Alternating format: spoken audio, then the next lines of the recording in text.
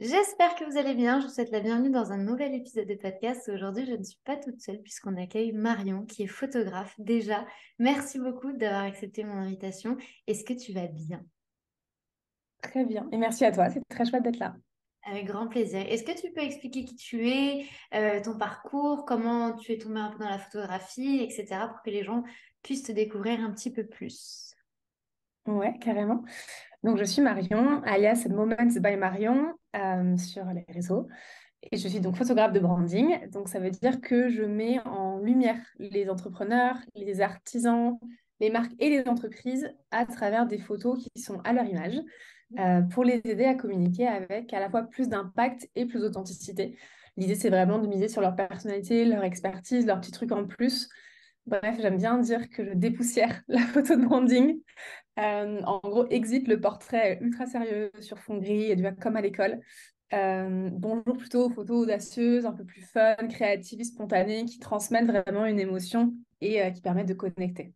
Ouais. Et quelle serait selon toi l'importance du contenu photo pour une entreprise, que ce soit du branding, mais également dans sa globalité, je dirais, pourquoi vraiment produire du contenu photo et quels sont les impacts réels que l'on peut voir après dans les évolutions au sein du business? Alors, c'est large, effectivement. Ça dépend beaucoup du métier qu'on a, mais de manière très générale, on va dire ça comme ça. De manière générale, il faut vraiment avoir en tête que les photos de branding, c'est un énorme facteur de différenciation, de crédibilité, de connexion et, in fine, de vente. Mhm. On peut vraiment le synthétiser comme ça. En fait, à la fois, ça te permet de créer une image qui est plus professionnelle, qui est Ouais. plus crédible, en fait, de gagner en légitimité parce que avoir des jolies photos de soi ou de manière générale des jolies photos pour son business, ça montre qu'on est à un certain niveau de business et que Ouais. donc on peut nous faire confiance, on peut avoir confiance en nous, en nos services, on va pas partir demain, on va pas mettre la clé sous la porte demain. Il y a une espèce de prestige en fait qui va avec le fait d'avoir des photos pro, qui permet de rassurer pas mal les gens. Mhm. Ça peut aussi aider à se différencier en créant une image mémorable, reconnaissable vis-à-vis des concurrents, des photographes, des graphistes, des copywriters, il y en a plein, plein, plein. Ce qui fait la différence, bien sûr, c'est la qualité de ton travail, mais c'est aussi la manière dont tu te positionnes, c'est aussi l'image que tu as, l'émotion que les gens ont en fait en regardant tes contenus. Et mine de rien, de belles photos ou des photos originales, ou les deux idéalement, ça permet de faire la différence en fait pour construire une communauté engagée, pour attirer et convaincre des clients de rêve que oui, tu es la bonne personne avec laquelle bosser et pour globalement augmenter la valeur perçue de ton service ou de ton produit. Mhm. Je pense que c'est vraiment les deux choses principales et après, au-delà de ça, je trouve que ça donne aussi beaucoup plus d'impact à ta Ouais. communication. Je crois que j'ai vu quelques études qui mettaient qu'une personne prend la décision de rester sur un site web ou d'en partir en 4 secondes à peu près. Mhm. Ouais, exactement. 4 secondes, c'est super tôt. Enfin, Mhm. c'est vraiment très rapide, tu Ouais. vois. Et les gens se souviennent, je crois, à 20% de ce qu'ils lisent et 80% de ce qu'ils voient. Donc, avoir des jolies photos, ça permet d'attirer l'attention. Enfin, c'est vraiment... Donc, ça génère des clics, donc ça génère des achats. Ouais, et c'est vrai que parfois, tu sais, on a un peu tendance à se dire, vu que j'ai une entreprise, vu que je suis entrepreneur, je dois avoir une image assez professionnelle, assez cadrée, et du coup, ne pas être très original, enfin, pas manque d'originalité, mais c'est sortir un peu du moule d'être un peu plus fun et un petit peu plus divertissant. Est-ce que c'est possible? Moi, je sais que oui, parce que du coup, j'accompagne ton travail, mais est-ce que c'est possible? Et si oui, jusqu'où on pourrait aller en termes de projet? Est-ce qu'il y a des limites en termes de branding, de photo de branding, ou pas du tout? On peut imaginer tous les projets qu'on veut. Moi, je dirais que c'est open bar. Tout est possible tant que c'est aligné avec ta personnalité et l'image que tu veux donner à ton business. Si l'image de ton business est quelque chose de très déjanté, de totalement fou, de complètement, je sais pas, complètement rose et pailleté, franchement, on va trouver une licorne et on peut faire des photos avec. Enfin, il n'y a pas de souci. Mm. Tout est une option. Par contre, effectivement, le plus important, à mon sens, c'est la cohérence. Est-ce que c'est cohérent avec le message que tu donnes? Est-ce que c'est cohérent avec l'image que tu veux que les gens aient de toi? En fait, c'est ça qui va vraiment sous-tendre tous les choix que tu vas faire pour choisir tes photos de branding. Si tu as une image où tu veux donner une image très sérieuse, très carrée, très rigoureuse, très classique, parce que ça peut être un choix. Dans ce cas-là, effectivement, il va y avoir des limites à ce qu'on peut faire au niveau des photos, parce qu'il faut que ce soit cohérent. Mhm. Si par contre, ton parti pris, c'est d'être audacieux, de faire rire les gens, de marquer les esprits et d'avoir un côté un peu, un petit grain de folie, Ouais. franchement, tout est possible. Il y a pas de limite en soi, on ne doit pas se dire il faut que ce soit comme Non. ça, comme ça, comme ça. Ok, très bien. Et Non. quelles est selon toi les idées les plus folles que tu as eu à réaliser? Est-ce qu'il y a des Ok. projets où vraiment tu t'es dit j'adore ce que je fais parce que clairement je pense que j'aurais jamais pu le faire. Je pense notamment à un projet que moi j'ai vu sur ton Instagram avec le bain avec les boules. J'ai trouvé que c'était hilarant et que c'était hyper bien pensé et ça n'a pas du tout cassé, tu sais, le côté professionnel de la personne, bien au contraire. Je trouvais que c'était hyper fun. Est-ce que tu en as eu d'autres des comme ça ou est-ce que généralement tu as tendance aussi à rester dans un cadre, je dirais? Non, j'en ai de plus en plus. En fait, moi, j'ai toujours eu envie de faire ça, mais il y a eu besoin d'un petit temps d'éducation. Mhm. Alors, pas de mes clients, parce qu'une fois qu'ils ont fait le choix de bosser avec moi, ils me font confiance à 100%. Pour le coup, j'ai vraiment aucun problème avec mes clients. Je leur propose des trucs, ils me disent OK. Mais par contre, j'ai senti quand même un temps d'éducation quand je me suis lancée. Moi, j'avais déjà en tête de faire ce genre de photos, de proposer des choses un peu plus originales. Mhm. C'est pas ce qu'on fait sur 100% de la séance, mais on en fait toujours, enfin, j'essaie toujours d'en faire quelques-unes qui sont un peu plus audacieuses, un peu plus fun dans une séance. Et je sentais qu'au début, j'avais plus à convaincre, j'avais plus à expliquer ce que ça pouvait apporter, j'avais plus à montrer des preuves. Finalement, c'était moins naturel pour les gens de demander ça. Et Mhm. finalement, avec le temps, avec le fait que bah, j'ai montré ce genre de photos, les gens ont aimé ce genre de photos. Et du coup, maintenant, les gens qui viennent vers moi s'attendent en fait à ce que je leur propose des choses un peu originales. Donc, je sens que ça vient plus naturellement. Euh, donc aujourd'hui, j'ai beaucoup de séances où on peut imaginer des trucs complètement dingues. Ça a Donc vraiment effectivement, fait partie aussi de l'éducation à travers ton contenu. Tu as eu un contenu quand même relativement pédagogue en montrant ce qu'il était possible de faire. Parce que c'est vrai que généralement, on a tendance à rester un peu dans ce qu'on connaît et on se dit, bah, de toute façon, ça c'est la normalité, c'est ce qui marche. Et du coup, toi, tu pousses davantage la créativité par rapport à la personnalité que tu vas avoir face à toi, mais également par rapport à l'image du business. ouais, complètement. C'est vraiment un mix entre les deux. On peut avoir, en fait, c'est vraiment comme une identité visuelle. C'est pas parce que tu aimes le rose qu'il faut mettre du rose. Tu Ouais. vas mettre du rose si ça correspond à ta cible, à l'image que tu veux renvoyer, si voilà, si ça match. C'est vraiment pareil pour les photos. C'est pas parce que, je sais pas, c'est pas parce que tu aimes les robes à paillettes qu'on va forcément en mettre dans tes photos de branding. Par contre, si tu aimes les robes à paillettes et que ça match avec ton branding, go.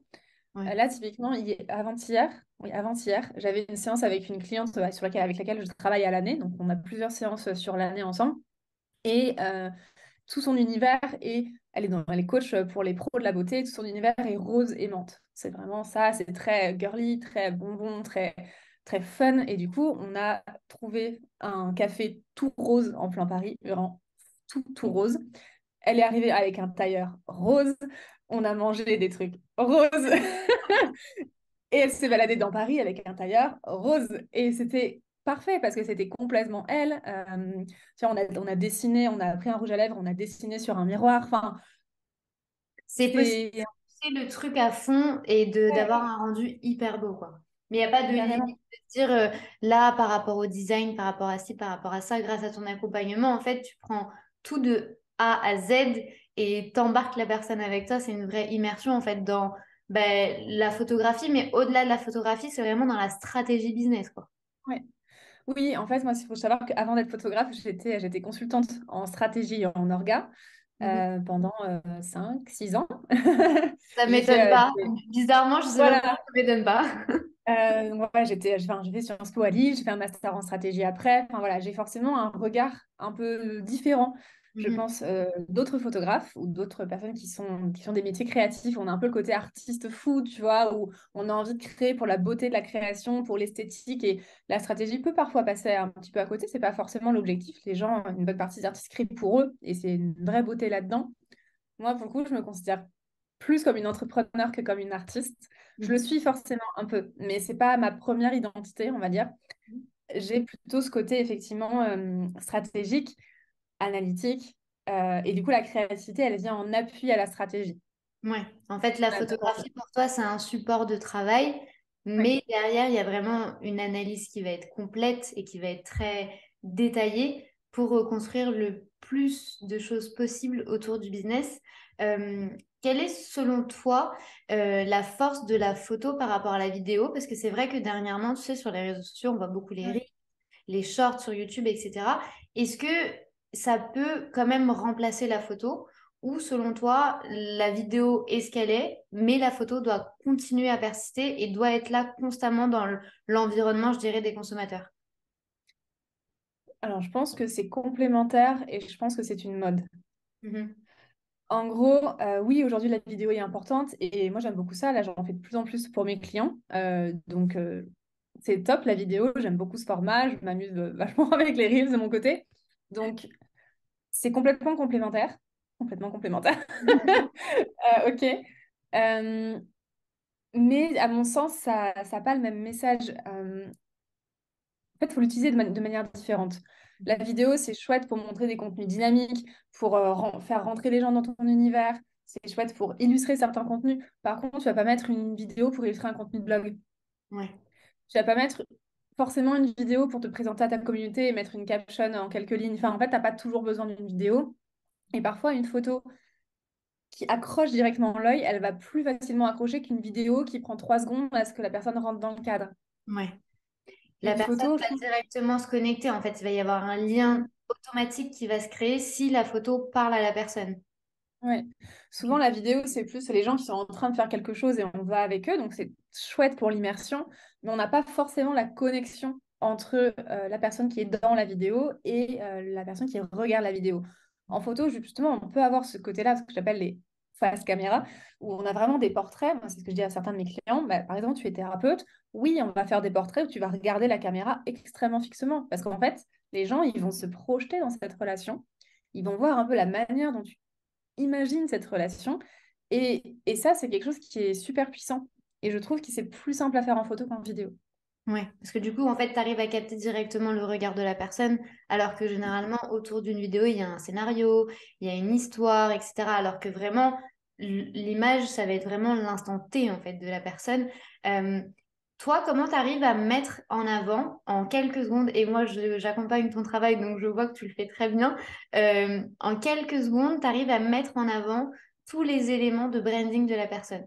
C'est-à-dire qu'à travers une photo, moi, j'arrive à détecter directement la personnalité de la personne, la personnalité du business, alors que généralement, dans certaines vidéos, moi, je n'arrive pas encore à comprendre le fond ni la forme. Par contre, à travers tes photos, c'est simple, en fait, ça va. Et ça paraît tellement simple qu'il y a un travail tellement en amont derrière. Et on en a déjà discuté, donc je sais qu'il y a vraiment une préparation qui se fait. C'est pas que la photo. Toi, quels sont les éléments qui aujourd'hui sont indispensables pour toi, au-delà de, par exemple, des vêtements? Est-ce qu'il y a d'autres éléments qu'une personne pourrait imaginer par rapport à son branding? Ouais. Bah, pour moi, justement, tout ce qui est vêtements, etc., ça vient vraiment assez tard dans le process.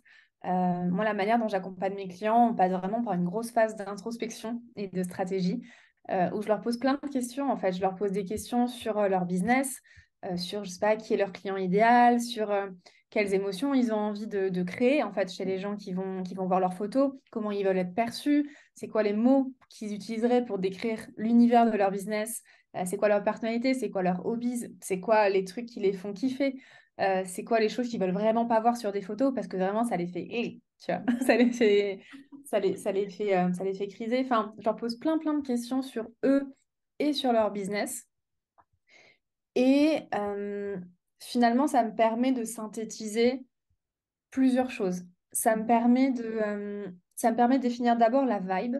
Donc, en gros, la vibe, pour moi, c'est un peu l'univers Mhm. de la personne. Et ça, je le fais avec des mots-clés. En gros, par exemple, ma cliente ou mon client va m'envoyer, j'envoie un petit questionnaire, il répond à ce questionnaire, qui leur prend à peu près 1 heure. Et moi, j'analyse ça, je regarde et j'en synthétise quelques mots-clés. 7, 8, 10, 15, je ne me limite pas, mais j'en ai pas 45 non plus, sinon c'est un peu plus compliqué. Et c'est vraiment des mots-clés, c'est ultra intuitif en fait pour moi. Je regarde et ça me parle. C'est vraiment, je pense que c'est le côté expérience aussi de l'analyse de données en stratégie, mais ça me vient assez naturellement et du coup, j'arrive à identifier quels sont les mots-clés qui définissent l'univers de la personne. Et donc, typiquement, une personne qui a une vibe où c'est douceur, empathie, écoute, accompagnement, intuition, euh, ouais, ou côté pétillant, elle va avoir des photos in fine très très différentes de quelqu'un qui est en mode coup de pied aux fesses, dynamisme, joyeux, fou, grain de folie, fun, enfin, tu vois. Ouais, Et en exactement. fait, Il y a un jeu en fait par rapport aussi à l'ambiance que tu vas mettre ouais, au sein du shooting pour vraiment qu'on voit en fait en une seconde même pas tout l'univers de la personne en fait. c'est ça, vraiment, enfin, toute cette phase introspective, c'est les fondamentaux qui me permettent, moi, de m'immerger dans leur univers, de comprendre leur univers et du coup de mettre des mots dessus. Ensuite, il y a toute une partie, ce que j'appelle moi les piliers de branding. Ce sera un peu compliqué de rentrer dedans, mais c'est vraiment une partie phare de mon accompagnement où, en gros, je définis les différentes facettes de leur business et de leur personnalité qu'on a envie de montrer. Mhm. Donc, ça peut être 3 à 5 piliers par personne et c'est vraiment c'est comme des piliers de contenu en fait. C'est vraiment ça qui synthétise. L'ensemble des piliers doivent synthétiser ton business et ta marque. Ok. Donc en fait, ça veut dire que toi, pour chaque projet que tu vas avoir, effectivement, tu vas avoir une trame, mais ton accompagnement est entièrement personnalisé. Ouais. Ok. Ouais, j'ai ma trame, j'ai le process parce que je sais qu'il fonctionne et que je sais que ça permet aux gens de mettre des mots sur leurs envies, de, de, d'identifier un peu ce qu'ils ont envie d'imaginer ensemble. Mhm. Moi, ça me permet de rentrer dans leur univers et du coup de leur faire des propositions pertinentes parce qu'une fois que j'ai fait ces piliers de branding, l'analyse de cette vibe, je leur propose des photos. C'est moi qui propose les photos. En gros, je leur ai demandé de me montrer quelques inspirations, quelque chose qu'ils aiment bien, des photos qu'ils aiment bien, qui les inspirent.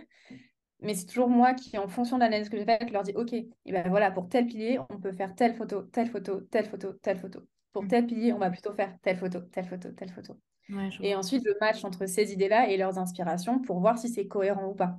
Ouais. En fait, quand je t'entends parler, il y a une question qui me vient. C'est par rapport à ces gens, tu sais, qui se disent, je connais très bien mon entreprise, je connais très bien qui je suis. Néanmoins, j'ai un peu peur de la caméra. J'ai un peu peur de m'exposer, j'ai un peu peur de ne pas être à l'aise. Je suis pas mannequin. Moi, c'est vrai que la première fois que j'ai fait une session de branding, première chose que je me suis dit, c'est je suis pas mannequin. Enfin, je n'ai jamais posé face à un objectif face à tous ces piliers que toi tu vas poser et toutes les inspirations que tu vas trouver, est-ce que aussi tu es en mesure d'accompagner et de rassurer la personne pour lui dire bah, tu peux le faire, mais surtout est-ce qu'on est obligé d'être un peu professionnel dans l'âme pour vraiment bien poser face à l'objectif? Non, enfin, moi, honnêtement, je dirais qu'une grande majorité de mes clients, c'est leur première séance photo Mhm. pro, leur vraie première séance photo pro. Ils ont fait appel à des amis avant, des conjoints, etc. Mais une vraie séance photo. Non, je pense que ça tient à plein de choses. Ça tient au fait qu'on communique beaucoup en amont. Mhm. Et donc, mine de rien, il y a une relation qui se crée, une relation de confiance, une relation d'écoute, qui Ouais. fait qu'ils se sentent capables de me dire, OK, là, je suis un peu stressée, ou au contraire, ça peut leur permettre de rentrer dans l'univers, rentrer dans le truc. Et en fait, ils ont de plus en plus hâte au fur et à mesure de la séance parce qu'ils voient le truc se construire petit à petit, ils voient la séance se construire, ils voient les piliers, puis ils voient les photos, puis ils voient les tenues et les lieux, etc. Et tout ça se construit petit à petit. Et du coup, ça crée de l'enthousiasme. Et l'enthousiasme, à un moment, peut venir prendre Mhm. le dessus sur la peur. Et ça, Ok. c'est vraiment très chouette. Donc, il y a ce premier truc-là qui fait, ah, finalement, j'ai vachement envie, j'ai vachement hâte. Le deuxième qui fait qu'on crée une relation. Et donc, cette relation leur permet d'être en confiance. Et ça, c'est à mon sens vraiment le truc fondamental, c'est d'être en confiance avec son photographe. Mhm. Et pas juste être en confiance en mode, OK, il a l'air sympa, il va pas me manger, mais juste, j'ai envie de passer du temps avec cette personne. Mhm. La relation entre, enfin, moi, en tout cas, que j'ai avec mes clients, que j'ai envie d'avoir avec mes clients, elle est assez profonde. C'est pas juste, OK, on se voit 10 minutes, je fais 3 photos dans la rue et on s'en va et on se reverra plus jamais. C'est pas ce que j'ai envie d'avoir, c'est pas la relation que j'ai envie de créer. Et du coup, mine de rien, entre mon accompagnement, le fait que je fais beaucoup de création de contenu, donc les gens savent qui je suis, comment je me comporte, ça crée une relation de confiance et donc les gens qui viennent vers moi, ça match. Ouais. Ça marche carrément et finalement tu te sens à l'aise, tu te sens à l'aise de rigoler, tu te sens à l'aise de proposer des idées complètement farfelues, tu te sens à l'aise de te dire je sais pas quoi faire là en fait. Et c'est carrément ok, tu vois. Et moi je suis vraiment là pour guider et je m'adapte à la personne. Quelqu'un qui sait poser, quelqu'un qui, enfin, c'est même pas poser en fait, je fais pas trop poser les gens, mais quelqu'un qui n'a pas peur de la caméra et qui n'hésite pas à bouger, à rire, à proposer des choses, et ben je vais complètement m'adapter et du coup on va être plus dans la co-construction le jour J. quelqu'un qui est un peu comme un petit lapin apeuré devant des phares en mode alors, je veux bien que tu m'aides parce que là, je ne sais pas du tout quoi faire. Là, je vais plus prendre le lead, notamment au début, et je vais plus guider, je vais plus. Enfin, par exemple, je ne vais pas tellement poser, mais je peux dire bah, tiens, prends ton PC et mets-toi à travailler. Donc, ça Mhm. va pas être une pause en mode mets ta main comme ça et puis tourne-toi de 43 degrés. Ça va plutôt être ok, fais une activité et moi, je vais prendre en photo pendant que je fais cette activité. Ouais, en fait, tu gardes tout l'aspect très naturel de l'événement ou du moment pour réussir à capter le bon moment. Et je pense que c'est aussi ça aussi qui fait toute la différence entre tes photos, que moi j'ai déjà vues, et les photos peut-être d'autres professionnels qui là demandent peut-être plus de poser. Et du coup, là, on perd vachement plus de naturel. Et du coup, vu qu'on casse un peu, tu sais, cette barrière de naturel, on va un peu casser aussi la relation et le lien qu'on pourrait créer. Parce que c'est vrai qu'en digital, on est vachement là devoir dépasser la barrière du digital et tout passe par l'image, tout passe par le regard. Si on casse cette naturelle-là, le lien va être un petit peu plus difficile à créer, surtout que bah, la première chose que les gens vont voir, effectivement, c'est les images et les photos. Tu disais que toi, généralement, les gens, quand ils viennent à toi, ils savent un peu à quoi s'attendre. C'est vrai que toi, ta stratégie de contenu, elle est très basée sur l'image, la photo, mais surtout la bienveillance et le naturel dans tout ce que tu vas mettre et dire. Tu fais preuve de beaucoup de pédagogie. Comment toi tu fais pour allier ton contenu et le contenu des autres personnes? Est-ce que tu as une identité, moi je le sais, mais tu as une identité qui est Mhm. propre à toi et tu arrives quand même à garder ce cadre, mais est-ce que tu n'as pas peur parfois ou d'être un peu happé par un projet ou d'être influencé par certaines idées que certaines personnes peuvent avoir? Est-ce que c'est quelque chose qui te fait pas du tout peur, toi, dans ton branding et dans ta communication, ou c'est justement à être trop dans les projets des gens? Est-ce que tu as déjà identifié des limites? C'est intéressant comme question, je n'avais pas forcément réfléchi. Euh, je pense que ça me fait pas peur parce que je n'ai pas l'impression que les projets de mes clients ne sont pas les miens. Mhm. En fait, Ouais. là, quand tu disais, est-ce que tu n'as pas peur de te faire happer par les projets des gens? Et en fait, je me dis, mais les projets des gens, c'est les miens. Ouais. C'est mes projets, c'est mes bébés. Et du coup, c'est ça qui, enfin, ça m'a fait réagir. Je me dis, ah, mais oui, en fait, c'est de la co-construction. En fait, je ne fais pas de photos dans laquelle je ne crois pas. Mm. Euh, Ça m'est déjà arrivé, en appel découvert, de me rendre compte que j'étais pas la bonne personne, que ça allait pas matcher. Parce que la personne voulait des choses vraiment très très classiques, ou la personne me disait, wow, personal branding, moi j'y crois pas trop, ça m'intéresse pas trop, mais il me faut des photos pour ma boîte. Mm. C'est pas ton Moi, je sais que approche. ça n'a pas matché. Mm. Et du coup, je suis ultra honnête quand c'est comme ça. Potentiellement, je dirige vers d'autres personnes. Enfin, il n'y a vraiment aucun souci. Mais du coup, je me sens pas limitée par mes séances photos. Mhm. Je me sens pas bridée par mes projets clients. Typiquement, j'ai pas forcément l'envie ou le besoin de faire mes propres projets. Parce qu'en fait, je peux être créative dans le cadre de mes projets clients, donc j'ai pas de frustration par rapport à ça. Et je ne fais pas de photos qui me mettent mal à l'aise ou dans lesquelles je suis pas intéressée. Alors, je les aime pas toutes pareilles, évidemment. Ouais. Mais pour autant, du coup, soit je ne poste pas celles que j'aime moins, et c'est aussi simple que ça. Soit, ouais, en fait, c'est ça. Si vraiment il y en a que j'aime un peu moins parce qu'elles sont moins rigolotes ou parce que j'ai moins vibré avec, je les poste pas. Genre, je les mets sur mon portfolio parce que je les trouve jolies, mais je ne vais pas forcément les mettre en avant sur mon Instagram, par exemple. Mais ça se ressent beaucoup en fait dans cette approche-là. Parce que du coup, en fait, moi, plus d'une fois, parce que tu as déjà suivi, enfin, photographié des entrepreneurs que moi je suis. Et c'est vrai qu'en fait, très rapidement, sans savoir que c'était toi la photographe, je me suis rendu compte à chaque fois de l'identité de la personne. Et je trouve que c'est ça aussi qui fait la grande force d'un photographe branding, c'est réussir à savoir qui est derrière l'objectif sans voir la personne et sans même savoir qui se trouve derrière. Donc ça, c'était vraiment la grande force et c'est une des raisons pour lesquelles je voulais impérativement t'avoir aujourd'hui dans le podcast. Parce que au-delà que ce soit un autre type de contenu, je trouve que tu as tellement une forte personnalité dans tout ce que tu vas produire qui est distinguable, mais vraiment très, très, très rapidement, que je trouvais que c'est intéressant d'avoir ton point de vue et surtout d'avoir ta vision derrière toutes les sessions photos que tu crées. Quelle serait selon toi, imaginons, après nous avoir écouté, il y a une personne qui veut passer à l'action et qui veut impérativement se pencher sur son personal branding et sur les photos, etc. Quelle serait, selon toi, une action que la personne peut faire pour commencer à se dire, je vais peut-être y songer parce que ça peut être une bonne idée. Ouais. Alors là, je vais remettre ma casquette de consultante, mais je vais d'abord commencer par faire un petit diagnostic de l'existant.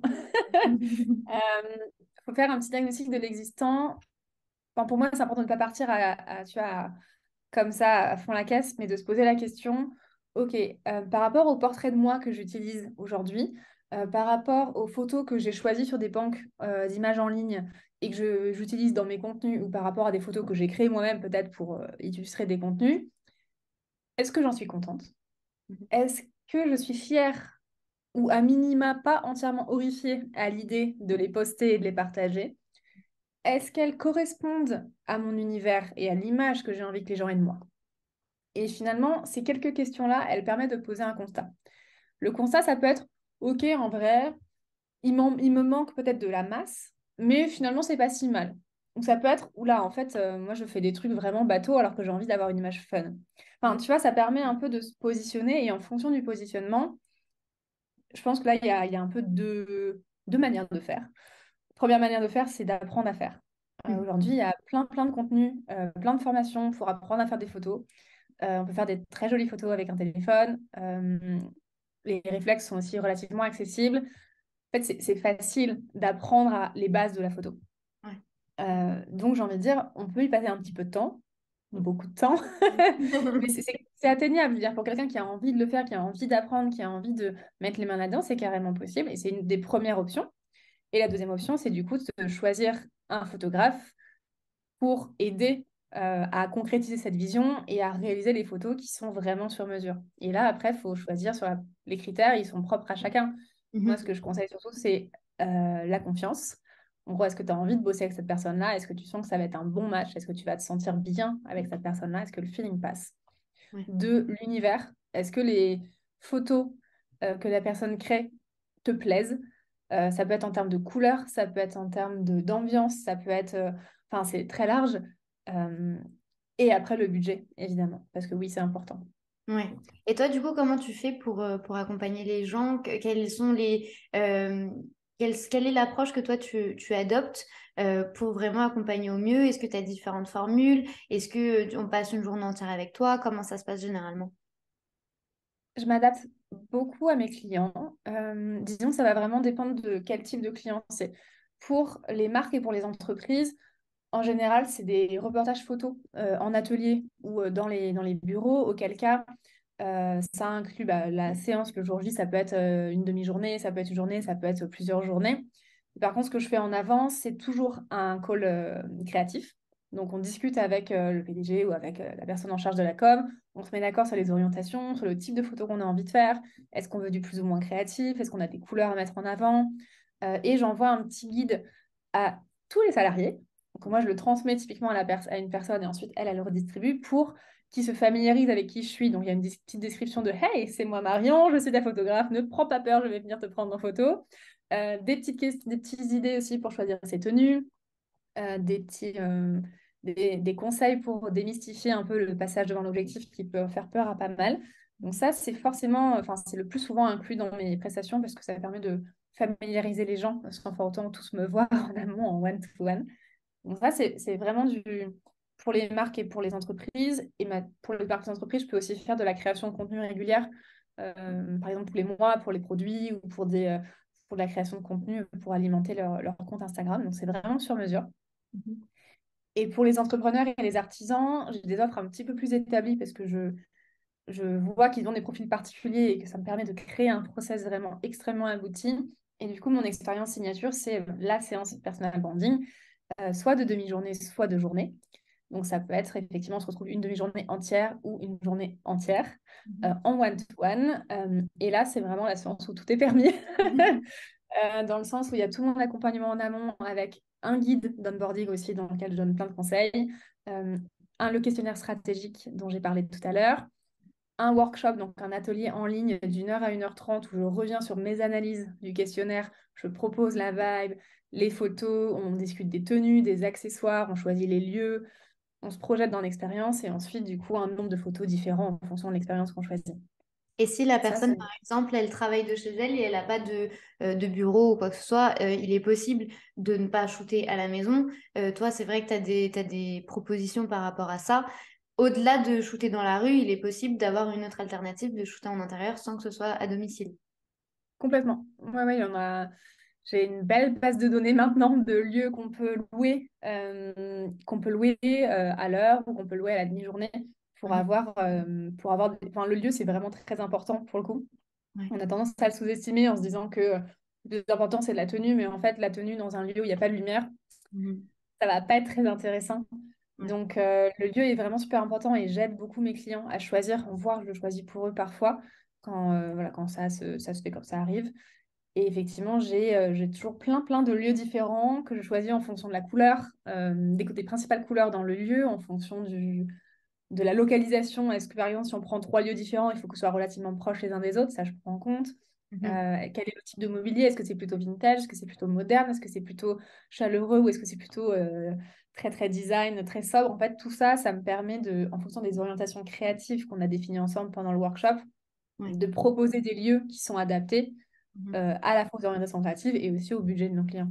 Ouais. Bah là, du coup, les gens n'ont plus aucune excuse pour ne pas faire au moins une session, parce que du coup, il n'y a pas besoin d'avoir peur de l'objectif, même on n'a pas besoin de venir chez vous. L'idée, c'est vraiment de créer du beau contenu et du contenu qui vous ressemble. Vraiment, merci beaucoup Marion pour tous ces conseils et je vous invite, mais vraiment, prenez 30 minutes de votre journée à aller voir l'Instagram de Marion. Les photos sont incroyables et vous allez voir, il y a vraiment de tous les styles. Donc vraiment, merci beaucoup pour ta présence. C'était un plaisir. Tous les liens se retrouve juste en dessous de cet épisode de podcast et je te dis à très bientôt. Merci beaucoup à toi, c'était très très chouette.